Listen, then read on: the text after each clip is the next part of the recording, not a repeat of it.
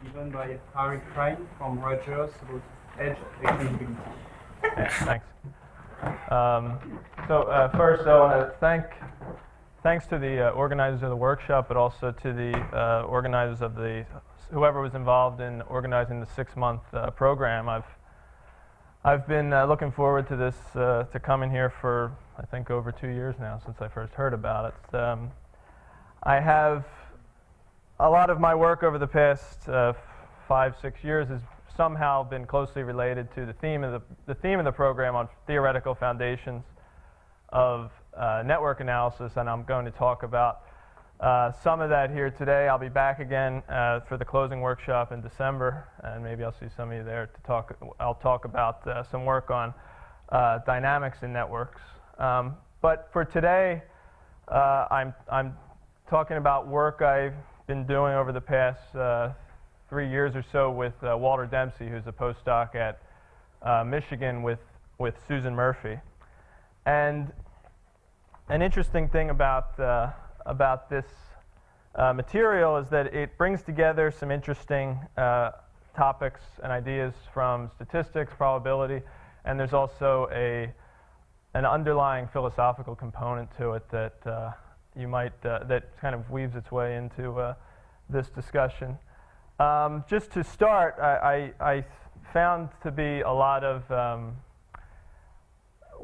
well, I think there was almost no overlapping content with Peter Hoff's talk, but I think there was a lot of similar sentiment. And the first thing to point out is that when we first started thinking about this problem, these network type structures I found to be a bit misleading in the sense that the data actually this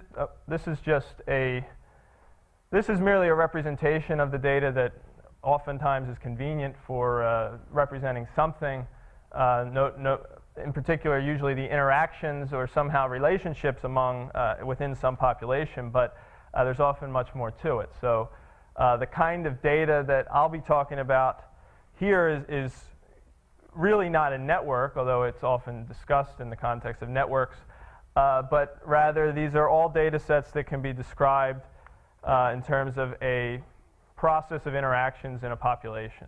Okay, and one of the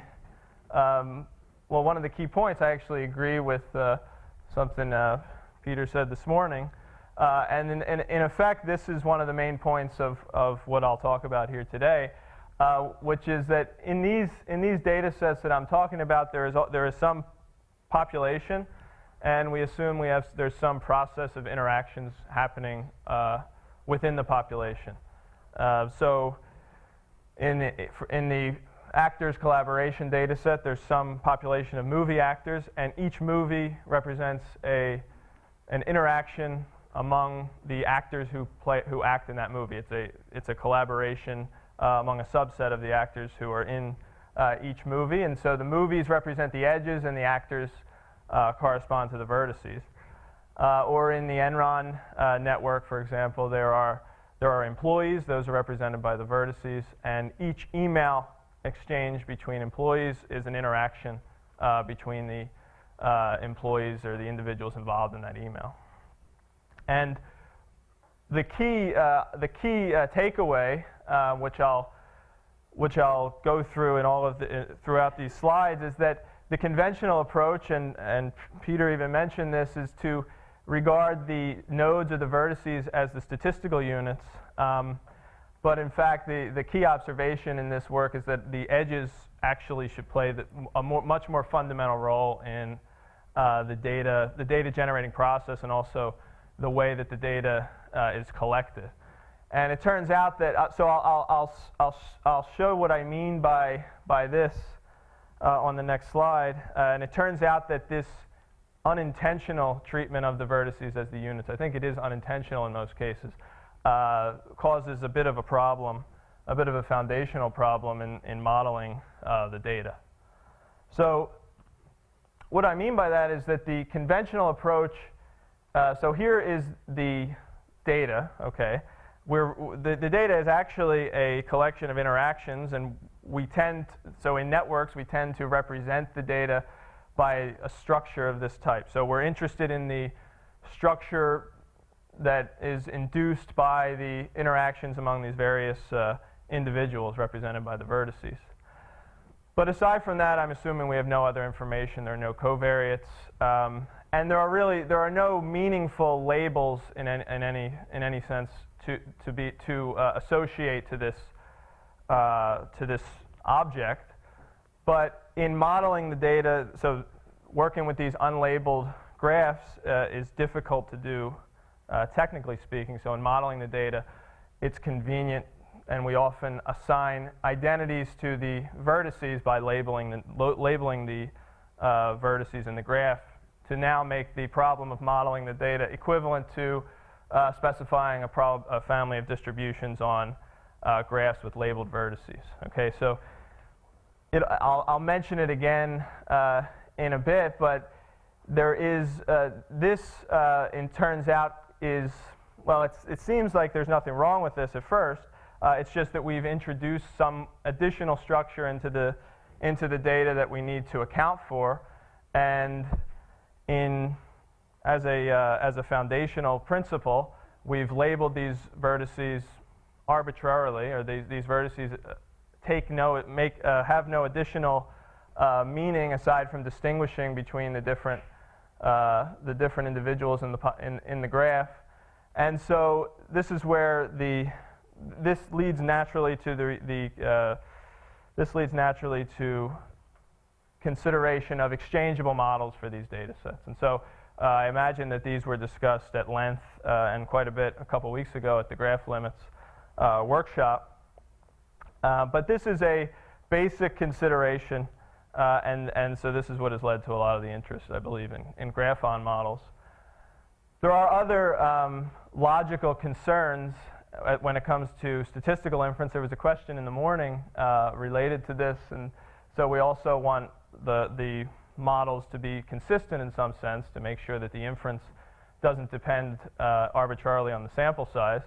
And that is important, I agree, but I'm going to focus more on this. So all of the models I talk about will be consistent, but I'm focusing here today on the issues that arise when talking about exchangeable models. Okay.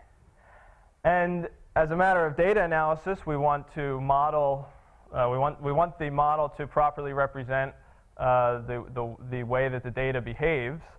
And two of the most basic considerations in network analysis, and really what drives most of the interest in networks going back to, well, much of the interest in network science going back to the late 90s has been the observation of power law and sparsity properties in a wide range of network data sets.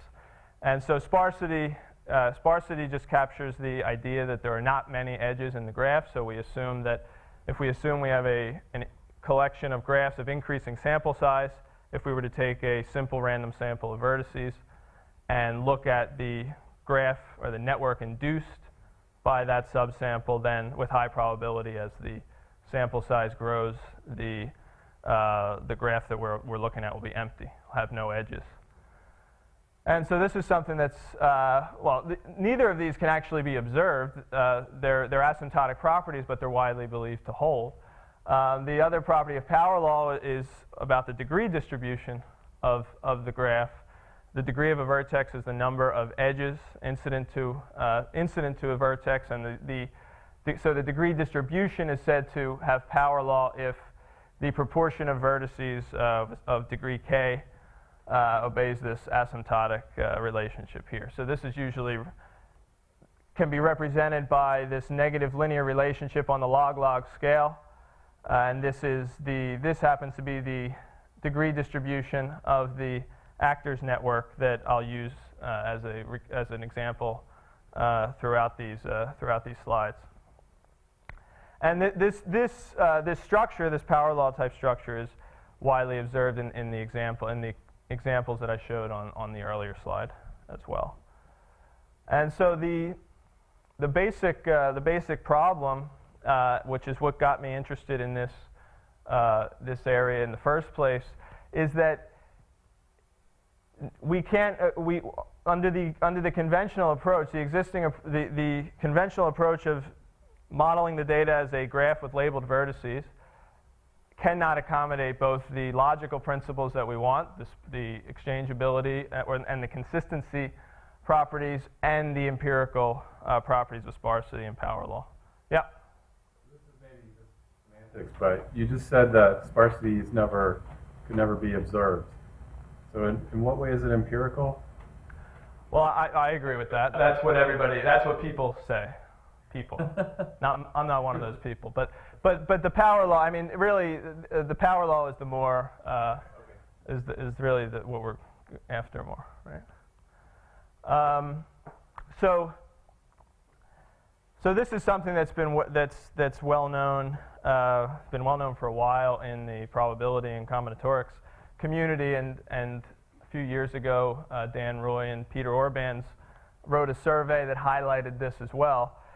And for me, I was thinking, I came across this a while back, and I was perplexed by this because on the one hand, these empirical properties, in a sense, the power law, the plots that suggest power law are widely observed and, in a sense, widely believed to that this structure is either correct or approximately correct. And so any reasonable model should incorporate those properties. On the other hand, we have chosen to represent the network by a graph with labeled vertices, and we've done it arbitrarily. So it seems natural and obvious that we should use an exchangeable model in this case. So the fact that this isn't possible, I found to be a bit bothersome. So as it turns out, I was thinking about ways to handle this, and I can't explain how to handle this in all cases. But for these data sets here, if we think about the way in which these data sets are either sampled or in which they are generated, so one or the other, it's actually the edges that drive all of the interesting activity in these data sets. So, and in fact, if you think about the action of labeling the vertices in the graph on the first slide, which had no labels associated to it, by labeling the vertices, we are giving an identity to each of the individuals in the population, which is independent of the interactions that they undergo, right? So we're saying that we can identify the vertices independently of the network structure that we observe, that we are talking about. But if you think about, for example, the actors data set, what is it that makes somebody an actor is that they've acted in a movie. So we cannot talk about an actor without reference to their participation in the interactions that we're talking about. So the actual identity of the vertices in our network cannot be, we can't think, the vertices have no identity outside of the context of the network or of the interactions that we're talking about.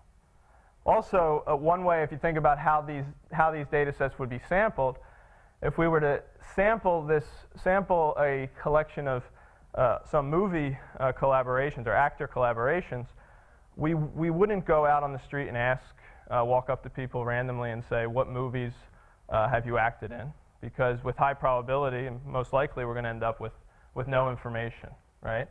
So more likely we have a database, the IMDb or something like that, and we sample movies from the database, and whichever actors appear in that sample, they're incidental to that movie sampling scheme, right? So again, the particular vertices that we're talking about are of no real interest to us. We're more interested in how these different movies, how these different interactions interact with one another. I mean, that's really the purpose. And so in these cases, I would argue the edges should be treated as the units, and they're certainly the sampling units in the case that I just mentioned, and in the others. And so to step away from the formalism of thinking about these as networks, I want to think about these as in terms of how these data sets actually are collected or generated. And so a simple formalization would be to just treat these, think of these as interaction data. These are interaction data. We have a population, and any subset, I'm going to represent an interaction as a subset of a finite subset from the population. And I'm assuming we observe some sequence of interactions. Here I've assumed that they're all size 2, just for visual purposes, but there's nothing that restricts that. And so, for example, this might be what we observe. We observe some sequence of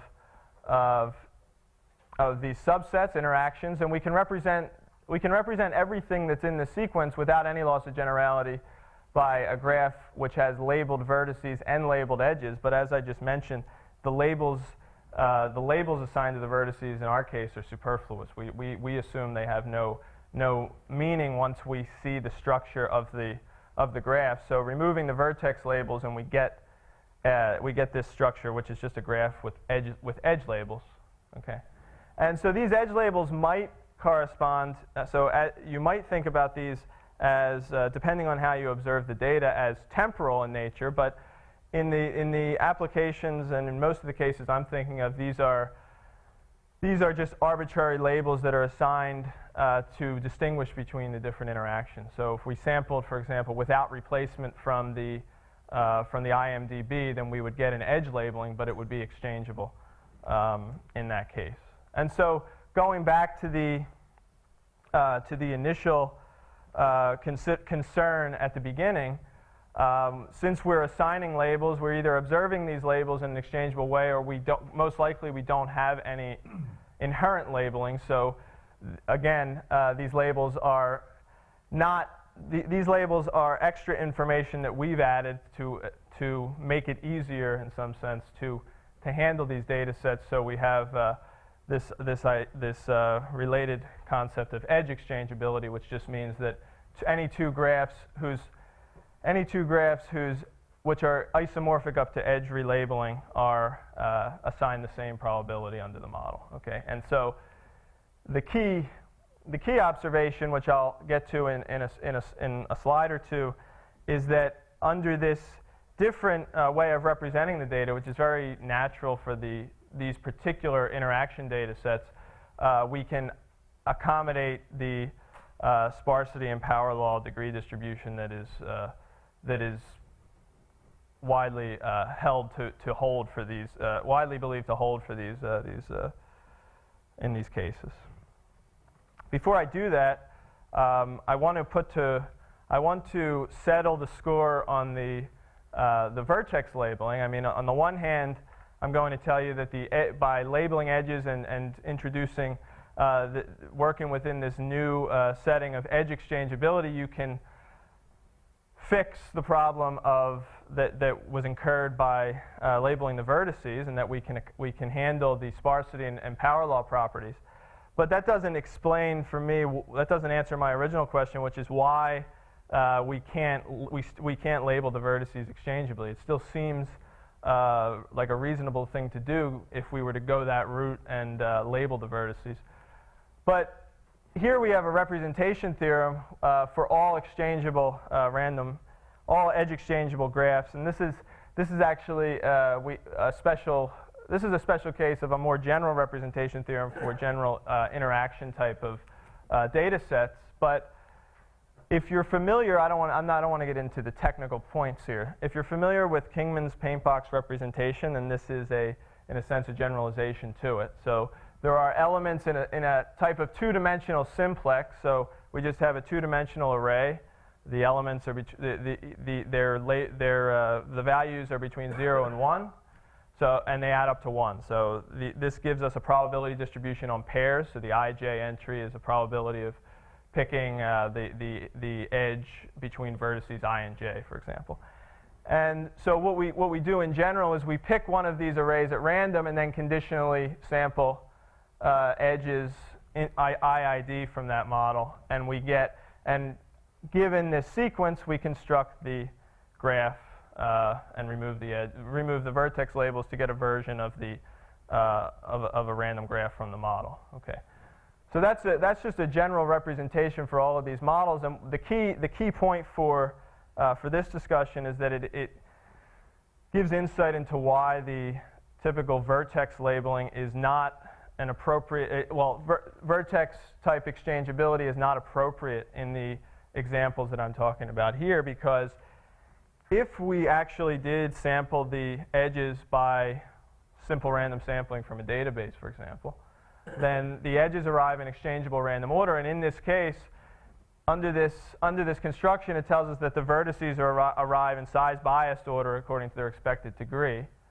So they don't arrive in exchangeable order, in other words.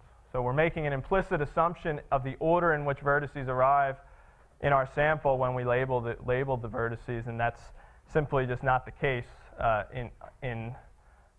under this model, under this framework here. Okay. So in the last several minutes, I want to talk about a specific model which replicates the sparsity and power law properties that we were interested in the first place. And we're talking about this model in the specific context of the actors network, but although it's not, it's really not specific to that application. It just makes the language a bit more concrete and easier to follow what's going on. So we call this the Hollywood model, with the understanding that each of the we're going to generate a process of interactions. So this is a sequence of finite subsets. Each corresponds, we're thinking about as a movie, with the actors who are the elements whose actors are which correspond to the actors in the population. And so at each time we generate a new interaction, we first decide how large the interaction will be, or how many roles there will be in the movie. And we model this as a IID pick from some probability distribution on the positive integers. And then once we have that, conditional on that size, we fill the first role, the second role, and so on, preferentially according to this rule here. So actors who have played more roles in the past are more likely to appear in the future. So this is DJ is the degree of, we're going to assign arbitrary labels, but we're going to remove them later. The degree of the vertex, the number of roles that the actor has played in the past minus some offset parameter, will be the probability that we pick a previously observed actor, and we have some probability of observing a rookie actor, which depends on a parameter theta. And so the dynamics and the description of this is very closely related to the Chinese restaurant process, for those familiar with that, or the Dirichlet process. And so from these dynamics, we can immediately write down the likelihood. So from this likelihood, the degree distribution is a sufficient statistic for the parameters in the model. And it's easy to do basic inference, estimation, prediction, testing type of problems using this likelihood, whether you want to use Bayesian techniques or likelihood techniques. And we fit the model to some of the data sets. These are just a couple of the data sets that we've fit the model to, just to see if it's a reasonable fit. And based on what I can see, it seems like a reasonable fit, but we haven't looked into all of the specifics of that. But it doesn't give anything. It doesn't give anything obviously horrendous, I suppose. I mean, but it actually seems to fit relatively well. And so I would say that in general, this is just that perhaps this is something worth looking into further as to whether or tweaking it or modifying it in specific applications. But given its connection to the Dirichlet process and how widely used the Dirichlet process is, it seems like a reasonable start, I guess. And as I mentioned that this was a model that was going to give us the properties that we wanted, and we do get power law for this model depending on the alpha parameter. So if alpha is between 0 and 1, then we get power law with exponent alpha plus 1. And the induced multigraph will be sparse for alpha values between 1 over mu and 1. Mu is the mean movie size, the mean number of roles in the movie. So if every edge just had 2 vertices, then alpha between 1/2 and 1 would produce would give us a sparse graph, but alpha less than 1/2 wouldn't. And I have just a last point to make, which is related to, there's supposed to be edges here, right? But they're not. But which has to do with a point that another point that Peter Hoff made, which had to do with taking a graph with multiple edges. So I should say that this model, these edge exchangeable models in general, and the Hollywood model in particular, they produce a graph with multiple edges in general, which is a real feature of the data sets we're talking about. Generally, if email exchanges tend to occur repeatedly over time, and so on. And so a lot of the data sets have multiple edges. This is the Karate Club network, which also has multiple edges. But often, most of the analysis, a lot of the analysis focuses on some thresholded version of that multigraph by removing multiplicities, for example.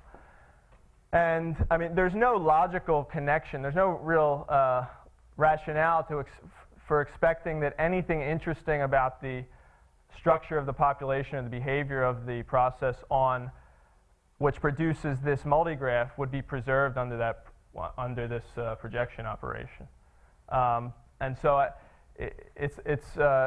and there's an illustration of that here in this particular model, which is if we consider projecting the multigraph that we obtain from this Hollywood model, then we actually get sparsity for all values of alpha between 0 and 1, as opposed to just between 1/2 and 1 in the multigraph. So it does at least highlight the need to be a little careful about this type of thing.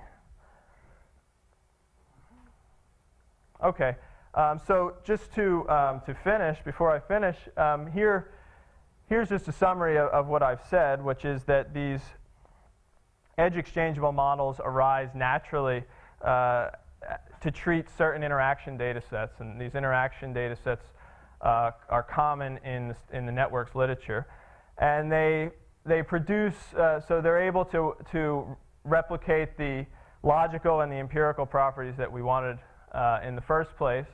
And so I think it's a reasonable place to start and to think about as a class, to investigate further as a class of models that might be useful in various applications, or to develop further theory for it.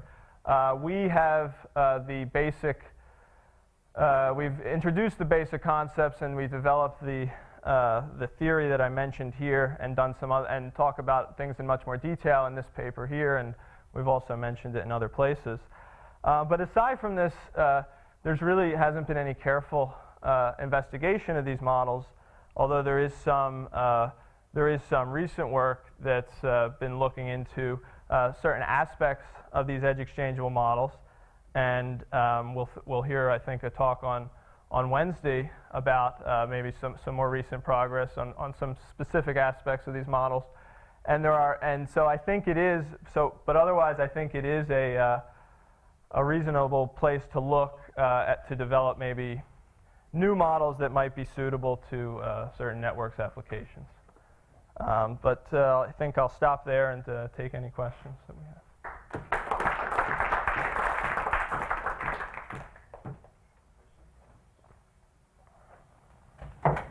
So for highway interactions, the exchangeability says that the clique structure of the simplicial complex, for example, is the same under permutation of edges of the simplicial complex, something like that. I don't quite understand what the exchangeability statement would be for highway interactions as opposed to just the edges. Higher way interaction being a three-way, something like that. In the case of what I'm talking about here, so if I have an interaction that has 3 vertices in it, that'll be a hyperedge, and I'm thinking of that as just one edge. So it has a label, and the 3 pieces of it. That's why it's really not right or misleading to even represent these as graphs in the first place. I mean, it really is the interaction structure that we want to focus on.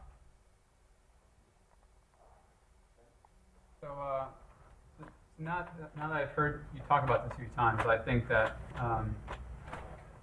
maybe you should have called it exchangeable sequences of edges, and really the graph part is sort of beside the point. I mean, like for example, at any point the graph might have interesting structure, but then if you look at any subset of it, it might be that's tending towards something complete. But that's not problematic. It might be problematic if you're focusing on the graph structure, but many data sets, as you I think rightly argue, are about edges. And if you think about the sequence of edges, or you highlight that aspect of it rather than the graph, then you can say relax to looking at Markov exchangeable sequences of edges, or merely stationary sequences of edges. And forget about edges, it's about interactions. And that could handle a situation where like the interactions are changing, etc.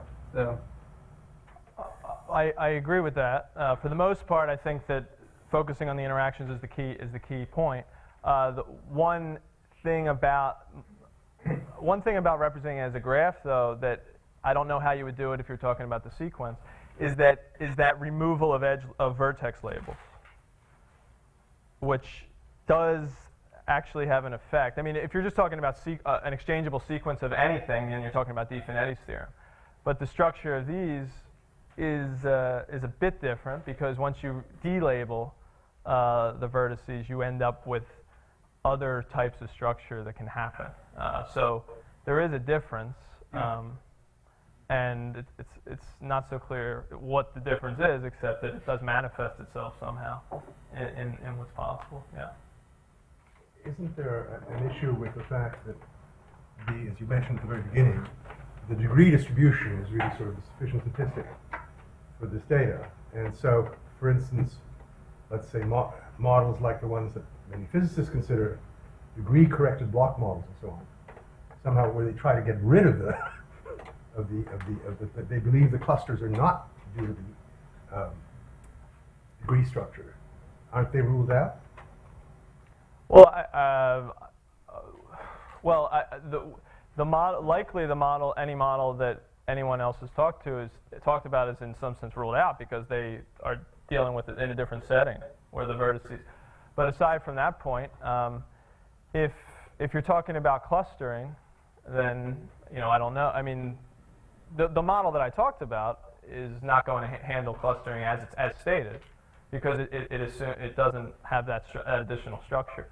But actually, I've been working on doing that kind of thing with Chao Gao and trying to see how to incorporate some kind of block structure in these models.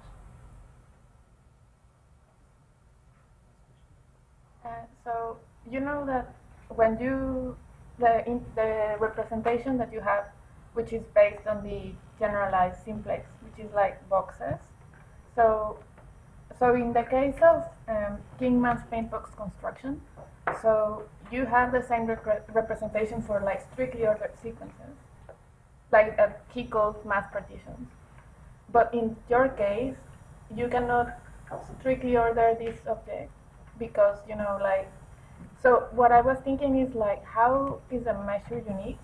Oh yeah, I mean, that's what I glossed over it, I think. You have to make things so that you have to put certain constraints to order these things. So I picked a certain type of way of ordering. I mean, there's other ways of ordering it, like you said, but that issue does arise. But that's what this is trying to capture over here, which is the decreasing order of the mass partition. There's some decreasing notion here, and we have to break ties in some other way. But I didn't even write it all up here. It's too complicated. But if you'd like to hear more, I can tell you about it. Okay, that's it. Thank you. Thank you.